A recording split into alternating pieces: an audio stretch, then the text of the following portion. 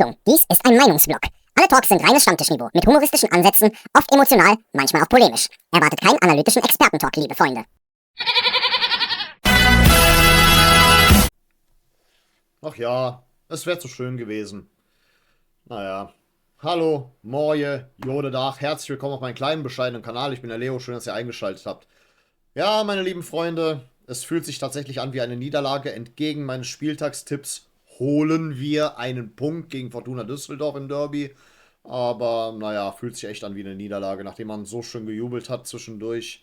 Merkwürdiger Tag. Es war so schön, tolles Wetter, ihr seht es ja immer noch, die Sonne scheint.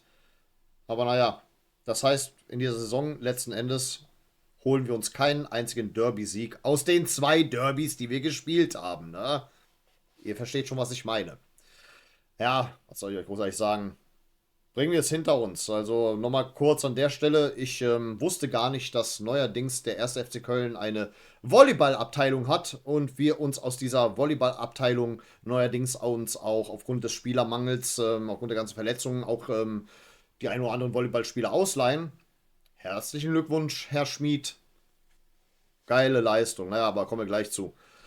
Naja, also, meine kleine Zusammenfassung an der Stelle. Tja, das Derby gegen Düsseldorf hatte am Ende keinen Sieger. Eigentlich waren wir vom FC über weite Strecken die bessere Mannschaft, haben verdient die Führung geholt. Und dann passiert dieser absolut unnötige Handelfmeter, der uns den Sieg gekostet hat.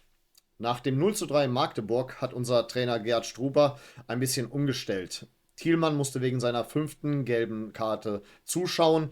Downs saß angeschlagen auf der Bank. Dafür haben Gazibegovic und Rondic, der übrigens sein Startelfdebüt gegeben hat, von Anfang an gespielt. Bei Fortuna Düsseldorf hat ihr Trainer Daniel Thune nach dem 2:1 gegen Hertha auch ein bisschen rotiert. Pecinovic und Appelkamp kamen rein. Vom Derby-Feeling war in der ersten Hälfte nicht viel zu spüren. Beide Mannschaften waren irgendwie auf Sicherheit bedacht. Bloß kein Risiko eingehen, das hat man deutlich gemerkt. So richtig los, was los war da nichts. Die ersten richtigen Chancen hatten dann auch wir. Meiner hat in der 18. Minute mal einen flachen Schuss rausgehauen, den Kastenmeier aber ohne Probleme pariert hat. Kurz darauf Ljubicic mit einem Versuch, auch der war gefährlich, aber wieder war Kastenmeier zur Stelle. Von Düsseldorf, da kam in der ersten Halbzeit eigentlich gar nichts. Nach der Pause war es dann aber auch nicht viel besser. Wir haben zwar mehr fürs Spiel getan, aber so richtig gefährlich wurde es selten. Dann kam endlich der erlösende Moment. In der 67. Spielminute haben wir uns mal gut durchkombiniert. Meiner legt den Ball über und Keins trifft ins linke Eck. 1:0, muss man sagen, war verdient. Fortuna musste dann mehr riskieren und wurde plötzlich gefährlicher. Erst blockt Hübers einen Schuss, dann knallt Vermey das Ding in der 84. Minute an die Latte und da hatten wir echt Glück, muss man sagen. Und dann, ja, dann kam dieser dumme Fehler von Schmid.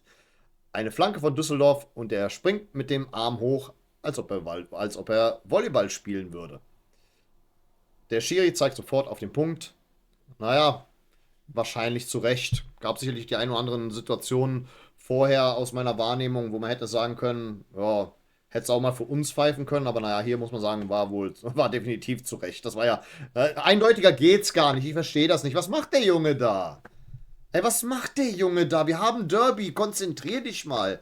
Du weißt, dass wir Fußball spielen. Die Hand, die ist nur für den Torwart zulässig. Weißt du, ne? Hoffentlich weiß es auch bei den nächsten Spielen. Ah, gut. Johannesson verwandelt den Elfer eiskalt in der 90. Minute. Ja, echt bitter. Naja. Durch das Unentschieden bleibt Düsseldorf uns auf 3 Punkte dran. Und wir haben die Tabellenführung jetzt an den Hamburger SV verloren. Nächsten Samstag geht's für uns nach Karlsruhe. 20:30 Spiel übrigens. Ja, an Karneval dann halt. Ja, was mich aber ehrlich gesagt noch viel mehr beschäftigt, die Stimmung in der Südkurve. Und bevor hier was falsch rüberkommt, ich will der aktiven Fanszene überhaupt keinen Vorwurf machen. Ganz im Gegenteil, die haben wie immer alles gegeben. Aber ich war echt enttäuscht von den Leuten, die sich einfach nicht haben mitreißen lassen. Aus welchem Grund auch immer. Eigentlich war alles perfekt, geiles Fußballwetter, perfekte Rahmenbedingungen, Derby. Ihr wisst schon, was ich meine. Aber trotzdem kam von vielen irgendwie nichts. Ich weiß, vom Fernseher hört sich das vielleicht ein bisschen anders an, weil die Mikrofone entsprechend angebracht sind, aber ich stand ja in der Südkurve, S1, also dieser Bereich um den harten Kern herum.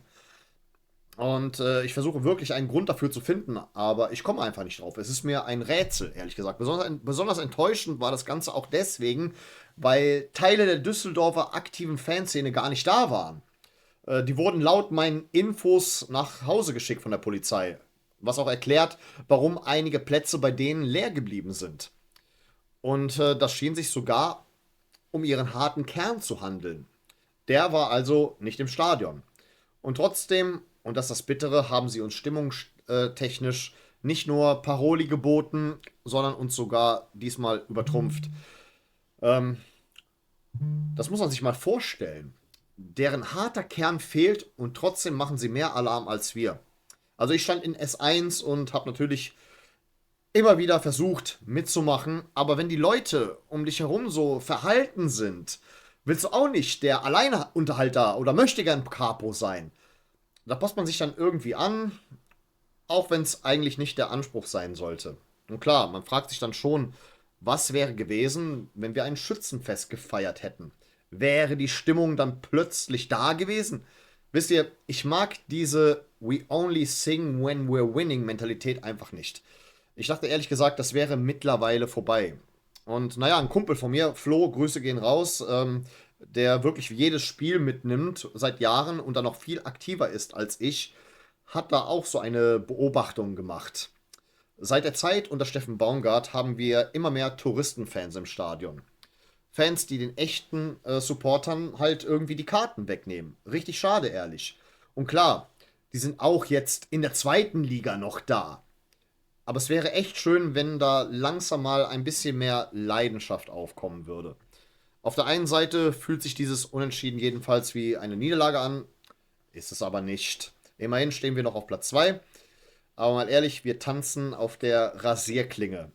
Langsam wird es eng und für mein eigenes Wohlbefinden würde ich mir wünschen, dass wir den Aufstieg möglichst früh klar machen. Denn mal ganz ehrlich, was anderes als der direkte Wiederaufstieg darf jetzt gar kein Ziel mehr sein. Klar, ich habe natürlich gesagt, alles klar, Klassenerhalt geschafft. Ich bin für den Rest der Saison beruhigt, aber naja, irgendwelche Ziele muss man sich setzen und das darf jetzt nur noch der Aufstieg sein. Ähm, Ich muss aber ganz ehrlich sagen, eventuell brauchen wir einen Umbruch, wie ich schon mal gesagt habe, für die erste Liga, weil das wird nichts mit dem Klassenerhalt dann im nächsten Jahr. Das wird deutlich schwerer. Aber ich sage auch am letzten Endes, lieber spiele ich ein Jahr Bundesliga und steige direkt ab, als dass ich in der zweiten Liga für immer rumkrebse, weil, ne, Geld regiert die Welt. Es ist finanziell trotzdem gut für den Verein, solange man vernünftig wirtschaftet, wenn wir dann zumindest mal ein Jährchen wieder Bundesliga spielen, beziehungsweise erste Bundesliga. Wir haben ja zwei. Ja, und zu guter Letzt, da möchte ich nochmal einen Gruß rausschicken an Bobby Vaz, mit dem ich mich heute vor dem Spiel getroffen habe. Richtig cooler Dude und wir werden uns auf jeden Fall nochmal sehen. Auf jeden Fall. Hat mich sehr gefreut, mit dir ein bisschen abzuchillen und ja, nochmal Grüße gehen raus an die Beate. Die kommt zwar nicht immer dazu, meine Sachen zu gucken, aber die war so lieb und hat mir diesen netten Anhänger hier, den habe ich mir an die Tasche dran gemacht, geschenkt. Ihr wisst ja, so ein Pylonending. Da sind so Selfmade-Dinger. Werde ich mal auf Instagram verlinken, wer das herstellt. Wir folgen uns erst seit kurzem. Ich habe den Namen jetzt nicht auf dem Schirm. Aber gut, das einmal dahingestellt. Wollte ich euch nur mal so empfehlen. Ihr könnt ja auch noch bei Instagram bei mir reinschauen und da werde ich nachher mal so eine kleine Empfehlung aussprechen. Aber gut, das sei mal dahingestellt. Wir begeben uns jetzt in die Karnevalswoche. Ich selber bin jetzt nicht so auf Karneval getrimmt, sage ich ganz ehrlich. Ich weiß auch nicht mal, ob ich überhaupt was mache. Das wird eine spontane Sache sein. Aber das ist jetzt auch ehrlich gesagt für mich zweitrangig. Bin sowieso einer, der nicht so eskalierend ist, außer es geht um den FC. Das ist so mein eskalierendes Ding, aber ich bin auch nicht in Karlsruhe dabei. Ich mache wahrscheinlich einen auf ruhig und gucke mir das Samstag in Ruhe an. Wahrscheinlich wird es so darauf hinauslaufen. Mal gucken. Ich mach da eine spontane Sache draus. Aber letzten Endes war es das erstmal. Zumindest bis zum nächsten Spieltagstalk. Wenn mir zwischendurch was einfällt, sehen wir uns, aber wird spontan hochgeladen. Aber ansonsten bedanke ich mich recht herzlich für eure Aufmerksamkeit. Vielen Dank fürs Zusehen und dann würde ich an der Stelle sagen, auf Wiedersehen. Denn wenn wir uns noch wiedersehen.